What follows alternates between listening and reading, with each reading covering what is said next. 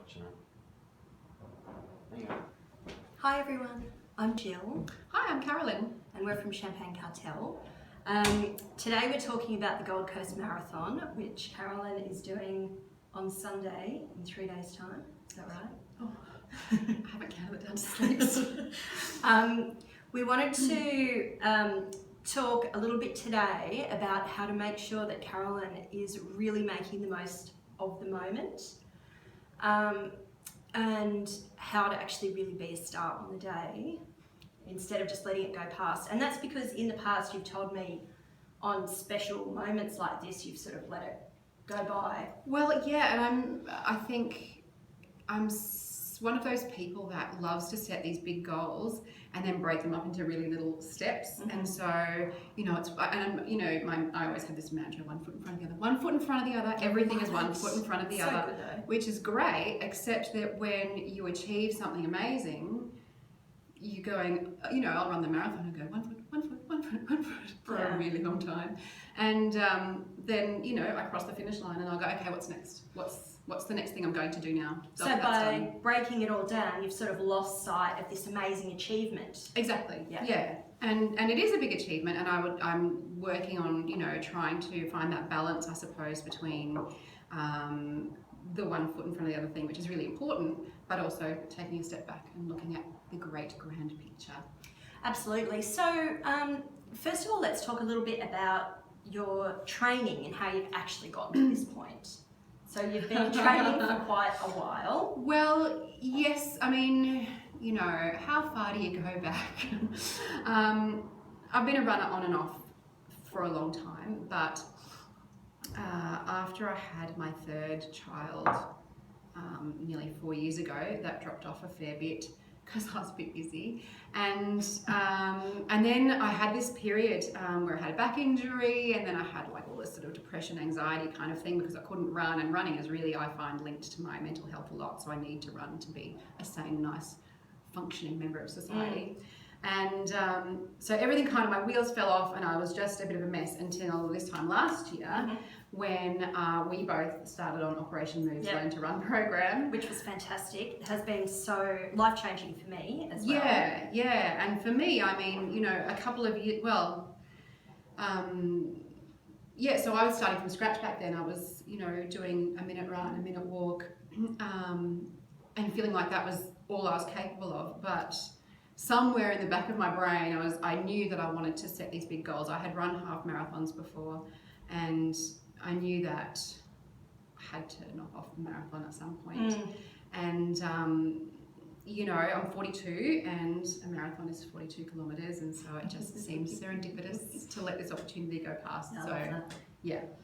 And so I remember us talking about whether Carolyn was going to do the marathon, and it just seemed like a massive thing to do, and this was, I guess, maybe last year around August. It seemed like a crazy thing to do, didn't it? And we were talking about it because you thought, how am I going to fit this into my life, and how on earth am I going to make this happen? So you have done an incredible job to get to this point. So how have you fitted it in? You've been doing quite long runs? I have, but not all long runs. So, you know, during the week I have, you know, I work and I have kids to organise and everything, but I also have a supportive husband, which is extremely helpful, who also runs and understands running. So during the week, you know, I won't be up for more than an hour, and I get up at a ridiculous time to make sure that happens. It's the weekends, the Saturday, I have a Saturday long run, so basically I've given up my Friday nights for the past 6 months. Sacrifice, let's face it.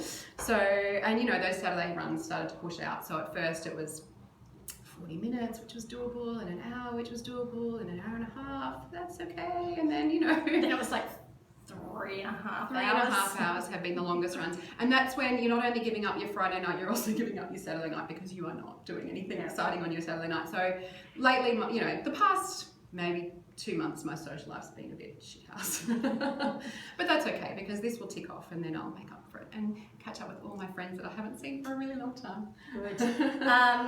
I look forward to that.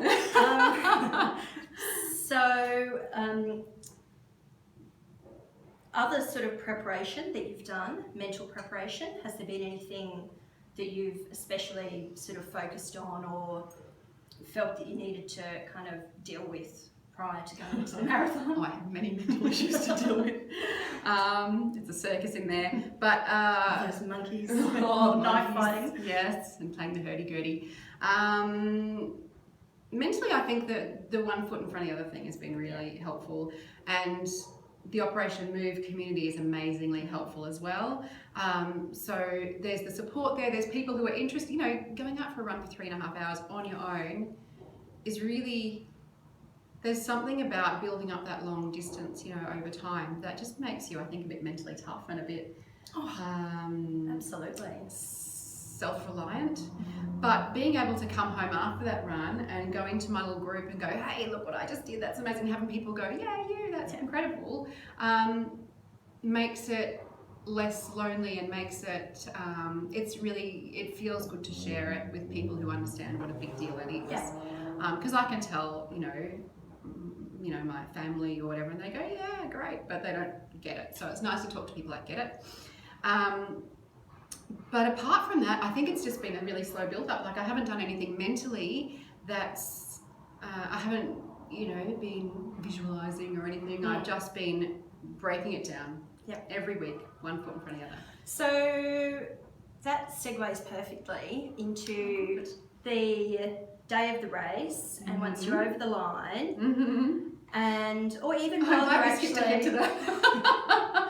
yeah, it's a long morning before that happens. While you are running and in the moment, how are you going to really make sure that you are going to somehow take that time, and how are you going to be really in the moment, I guess, rather than, I don't know, just focusing on just achieving the goal and moving on? Do you have a bit of a plan there? What's the...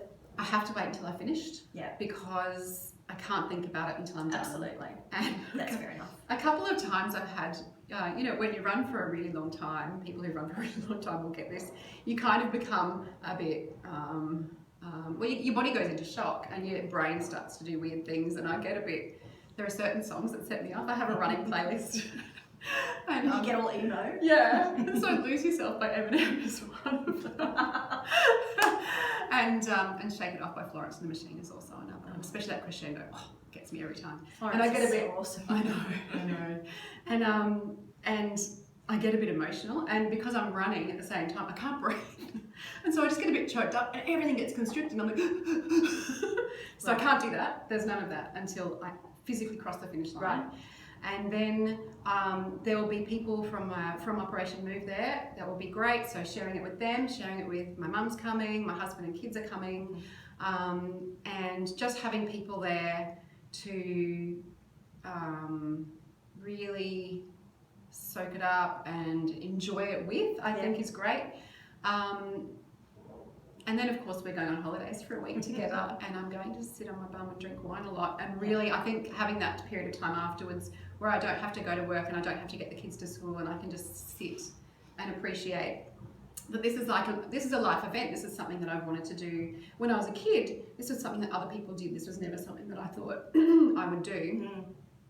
And here I am doing this thing that, you know, lots of people say if you run a marathon you can do anything, and I think and I, you know, not anything, but it's certainly true that it's this, what a year ago seemed like an impossible feat, and now I've broken it down and I've done it, and it just goes to show that anything that you want to do, if you work hard enough and you break it down, then you can do it. You know, and I just can't imagine how you have done it. I just think it's the most sort of admirable thing, and you have gotten up in those early mornings, and what I love is that you talk about that idea of motivation, and you know, you don't have motivation, you just have to do it. You know, it's not like you can find motivation or you can become more motivated necessarily. You just have to get up motivated and just do it. You know, you're not going to suddenly fall across motivation, you know. It's just something that you have to get up and you have to do, and you have to do it day after day. And I think that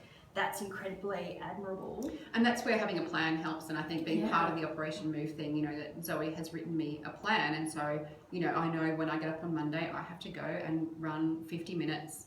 And that's just all there is to it. And I report back to her and I tell her that I did it. And, you know, she doesn't kick my ass if I don't do it. Yeah. But you know, it's up to me. It's still up to me. It's my thing. She doesn't care if I don't run a marathon. I do. But having that plan, knowing what's expected of me each day, and then having the community to talk to about it, I wouldn't do it on my own. There's no way that I would go, I'm going to run a marathon in 6 months. I'll just start running every morning and then that'll be fine. Yeah. That would never happen. No. So you're. I think we should wrap up now. We should wrap up.